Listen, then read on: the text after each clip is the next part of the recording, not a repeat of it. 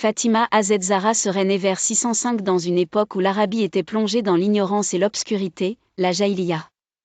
Son nom, Fatima, signifie « celle qui est sevrée » ou « celle qui est séparée du mal ». Elle a également reçu le titre d'Az-Zahra, la resplendissant IE, en raison de sa beauté spirituelle et de sa pureté.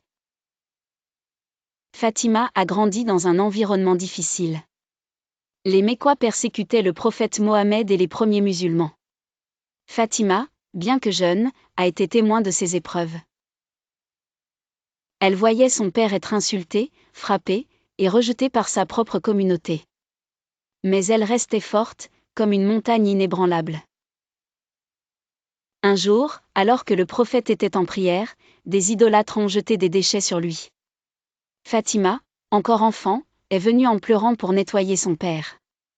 Ce geste simple mais profond montre à quel point elle était dévouée à son père. Après la mort de sa mère Khadija, Fatima est devenue encore plus proche de Mohammed.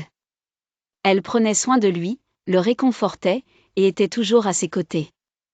Le prophète l'appelait affectueusement Abia, la mère de son père, car elle prenait soin de lui comme une mère. Quand Fatima a atteint l'âge du mariage, plusieurs compagnons du prophète ont demandé sa main. Mais le prophète Mohammed a choisi Ali ibn Abi Talib, son l'un de ses plus fidèles compagnons. Ali était un homme de grande piété, de courage et de modestie.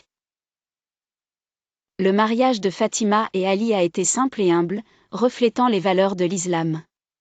La dot, Mahr, de Fatima était un bouclier que Ali avait vendu pour acheter quelques objets essentiels pour leur foyer. Leur amour était pur et profond. Fatima était une épouse dévouée, et Ali la respectait et la chérissait.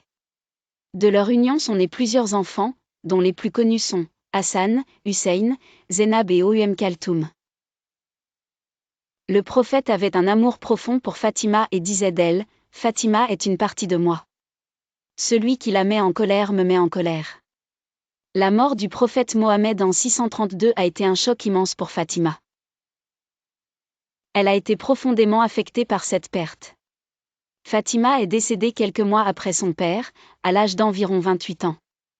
Fatima a été enterrée en secret, conformément à ses souhaits, et l'emplacement exact de sa tombe reste inconnu à ce jour.